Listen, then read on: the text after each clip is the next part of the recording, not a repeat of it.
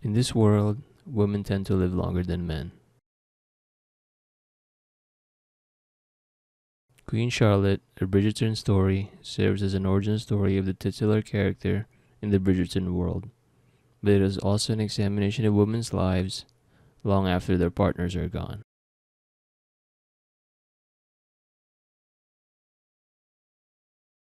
One of the greatest things from this over 6 hour film is the narrative style choice of switching back and forth between the past and present time.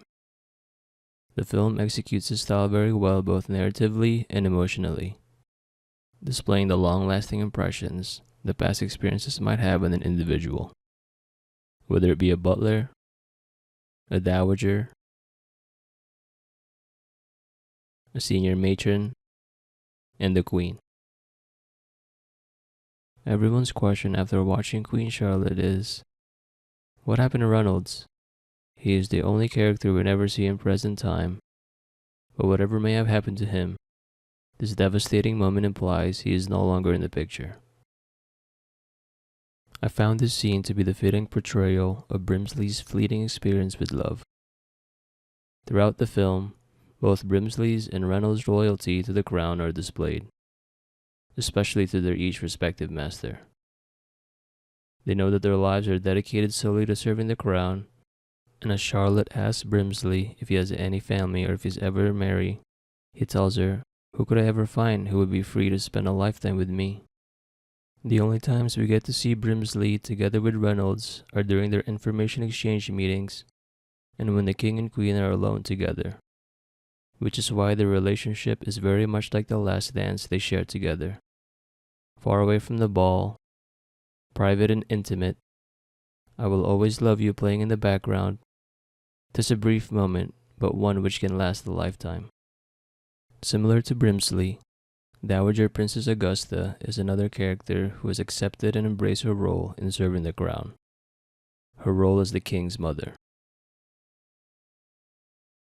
With her husband deceased and George's whole situation, she handles all the state affairs with all the political advisors and the Prime Minister Lord Bute.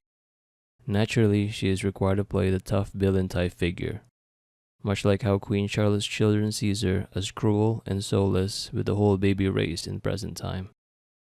We later learn more about Princess Augusta's character during her quid pro quo meeting with Lady Danbury. As Lady Danbury starts sobbing, she tells her to stop, then pours brandy in her tea. In her own tough way, she shows compassion by sharing her own experiences and hardships, calling Lady Danbury an admirable adversary and telling her to not lose control of her fate. As an admirable adversary herself, Princess Augusta constantly pushes Lady Danbury and more importantly Charlotte for her new role as the queen. After the last ball, she thanks Charlotte and finally addresses her as Her Majesty like a mother-in-law's approval and respect, and behind her monarchy duties and responsibilities, she just wants her son to be happy. With Princess Augusta playing the single mother role and the Bridgerton siblings absent here, we get to see the Dowager Viscountess in a different light. At tea with the Queen and Lady Danbury, Violet gives her usual idealistic take on marriage and love, a take all her children are fully aware of. We later see her in the morning state on Edmund's birthday, a day she does not like. As Agatha explains to her, it is because she loved and that her heart is full. A very fortunate experience not shared by many. After knowing Agatha's personal experience with marriage, she gains a new perspective on her loss. In one of the funniest scenes at an art exhibit, she details to Agatha how her garden is in bloom in the middle of winter and that the garden now wants things. When her kind and loving husband died, she naturally believed her garden had died too, as any widow would believe, especially with the kind of relationship they had.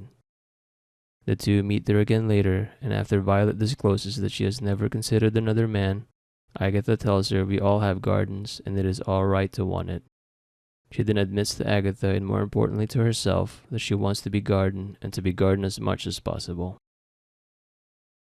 The Dowager Viscountess is fortunate and she loved, whereas Lady Danbury loathed and endured.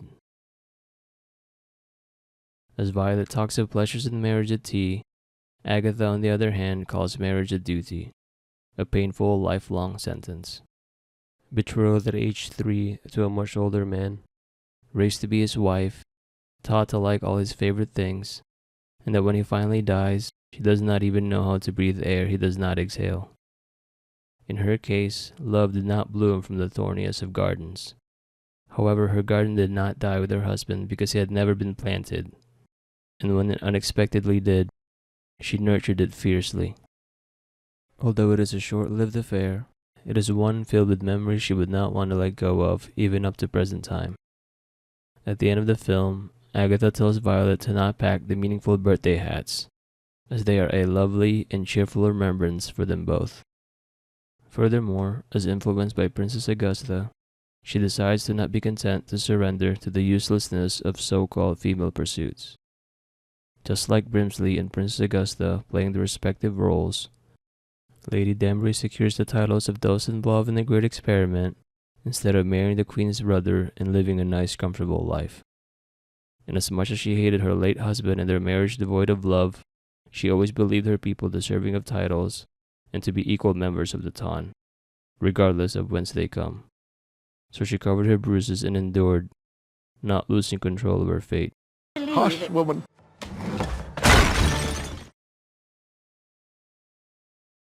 The film begins with a young, innocent, and queen-to-be Charlotte on her way to England, totally unaware of what's to come. The next scene, now in present time, she receives the news that her only legitimate granddaughter died in childbirth. And as Queen Charlotte watches her son bawling over his dead daughter's body, the best she can do is pat the back of his head and say, "Sorrows, sorrows, prayers."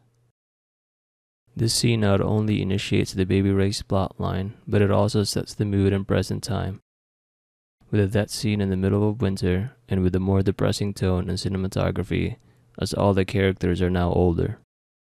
Although His Majesty is still around, Her Majesty is, as Agatha says to Violet, as much a widow as you and I. Throughout the present time, the king is purposely and cleverly not shown until the very end, further displaying her loneliness, and also makes the final scene all the more heartbreaking. There is also her alienation from her 13 children, with most of her scenes with them involve her clowning and scolding them for not producing an heir. Prince George sums it up by saying that she has been their queen, but never really been their mother. Her ruthlessness is both comical and badass, showcasing her strong leadership, but also her overall loss of innocence. The origin story is just a coming-of-age story in royalty fashion. From the very first scene, Charlotte is made aware that it is not her decision to just shut up, do her duty to her country, and be happy. Her duty to make as many babies as possible, which by the way she has done exceedingly well. Not born in the British royal family, she is constantly learning to accustom herself to her new life. After meeting George for the first time, their most elegant wedding carries on. Then they ride on a carriage to their honeymoon, classical halo in the background, a perfect teenage fantasy, until the music suddenly stops and reality creeps in. Unlike Princess Augusta and Lady Danbury, Charlotte still needed to fully realize her role.